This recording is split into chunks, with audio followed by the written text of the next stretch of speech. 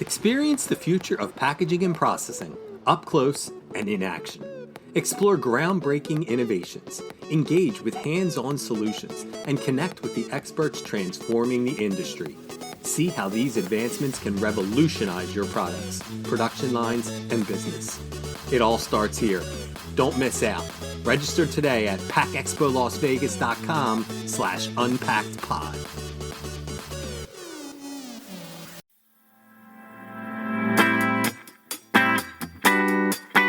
You're listening to Unpacked with PMMI, where we share the latest packaging and processing industry insights, research, and innovations to help you advance your business. Hi, and welcome to Unpacked with PMMI. I'm your host, Sean Riley. Today, on this episode, we're joined by Joel Fischer from AMETEK MOCON, who discusses how consumer demand is driving sustainable packaging innovations like compostable papers and biofillers.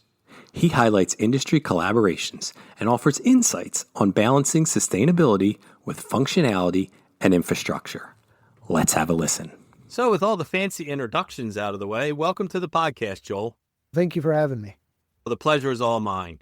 Now, today we're diving into the world of testing innovative and experimental new materials, basically with the goal of making them more sustainable. On your end, what makes this an exciting time in package testing? I think it's exciting because we're seeing a lot of innovation occurring, and it's being really driven by consumers. What's going on out of the marketplace? They want packaging that they feel good about buying, and they want to buy the product that makes them feel good as well. So they're choosing these greener, sustainable package types over a typical package or things they would have saw years ago. So I would have to think that there's a lot of innovation then happening in this space.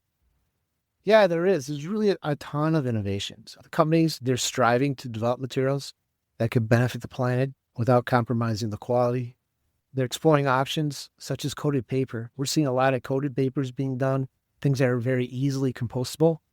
They're also doing things I think is pretty novel. They've always had recycled content with virgin blend, but they're trying to do even more with that or add things like biofillers.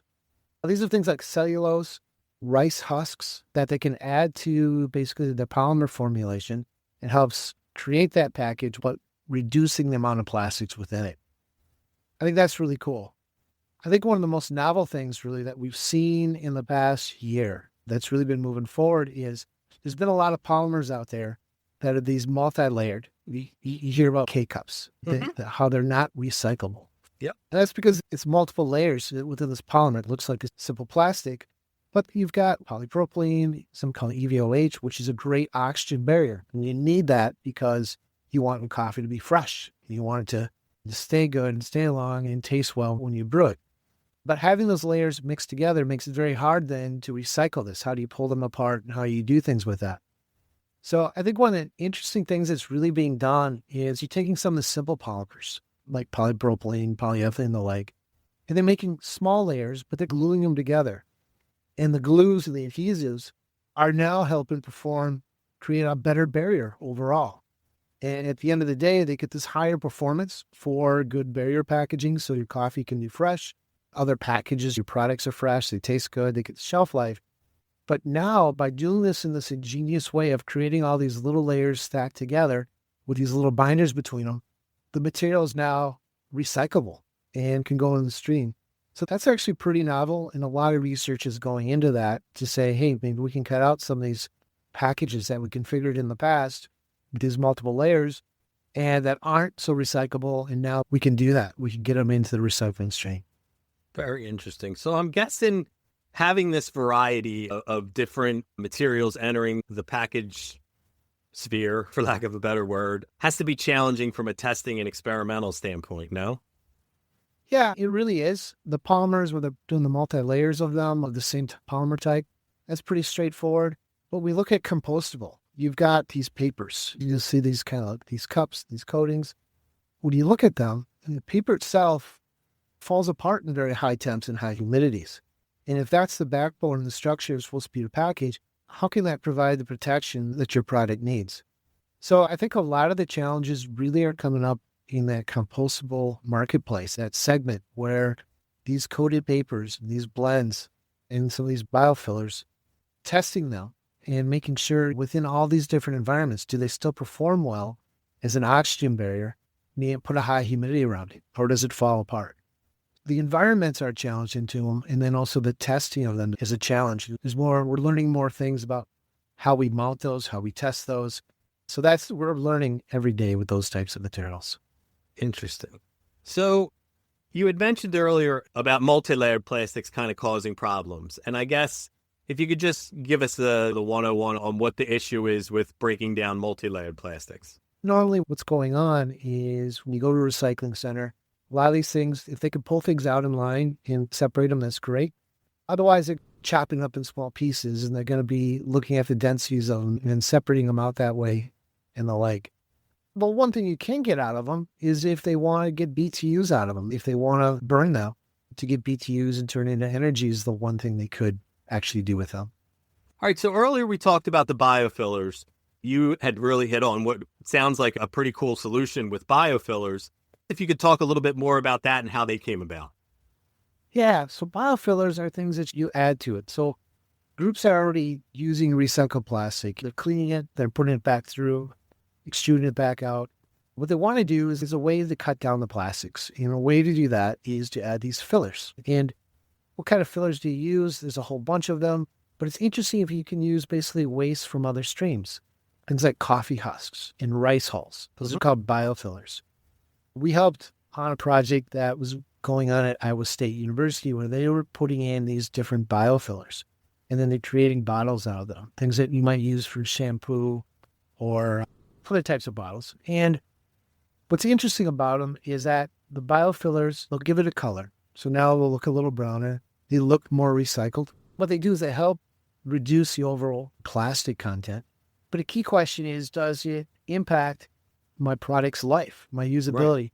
Is my shampoo and they're going to dry out? Is the water vapor within the shampoo going to leave so fast that it's not effective or it starts gelling up or have issues like that? And it's pretty interesting. So we worked with them on a project because they have equipment, they have our permeation equipment, they can do these tests, but to test a number of bottles all configured with different amounts of fillers, different amounts of additives, is a daunting task because a test to look at oxygen permeation isn't something that happens in an hour. It's not something that happens in 24 hours. These are tests that take 3, 5, or even 7 days for this test to occur. So within our laboratory here, we were able to help them. We have larger capacity to do testing, have a lot more instruments, and we could compare, did these additives really impact the barrier characteristics of the bottle? So if it's still a good oxygen barrier, if it's still a good water vapor barrier, then a lot of these additives, vitamins and things that you might put in these beauty products are going to stay good and they're going to stay effective.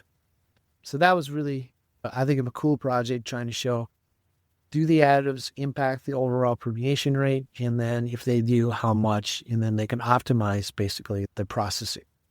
And how did you guys get involved with Iowa State in doing that, just out of curiosity?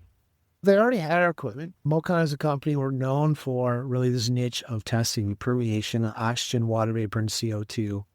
Like local to us, we're in Minnesota. They're in Iowa. So that's fairly local when you think of the grand scheme of things. Right.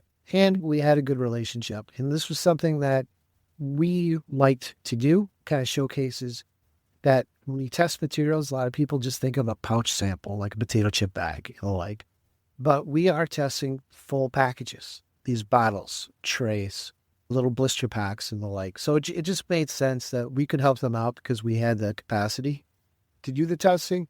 Plus, they knew that we were really the experts in the source for this testing. As the experts, what do you think the future holds for this greener, more sustainable packaging? I think compostable is great. There's a lot of good things going on with it. We also need the stream and be able to waste management to handle compost. And I don't think we really have it. I live in the Twin Cities here, and we're just kind of starting it out. I think this hot topic of using simple polymers, but creating small layers of it to get higher barriers is really a wave of the future. I think we're seeing a lot of it. I think we need more infrastructure. That has to come along too, because when you look at government mandates and things that are coming, they're almost trying to penalize the brand owners or the store chains when those products get into landfill. If you go back to the soda pop manufacturer, if you go back to the general store and say, hey, these are your bags in the landfill, and they're trying to penalize them. So I think the infrastructure is the biggest thing that I'm going to see going on in the future is how do we handle the recycling? Can we do it better? We will need to do it better. It's really an interesting landscape out there because there's some things like the horses before the cart of what they're trying to do with mandating things and penalizing things, trying to get things green. But there's some really great initiatives going on. Basically, those two channels I see with the compostable and then also with the more of the monolayered barrier structures. Awesome. That's all that we had. I want to thank you again for taking time to come on the podcast with us, Joel. Oh, you're welcome, and thank you for having me. Thanks for listening to this episode of Unpacked with PMMI. If you liked what you heard, be sure to follow or subscribe on Apple Podcasts, Spotify, or wherever you listen. That way, you won't miss any of the industry insights coming your way. While you're there, we'd really appreciate a rating or review. Want more? Visit pmmi.org/podcasts for all of our past episodes and additional resources. Thanks again for tuning in. I'll see you next time.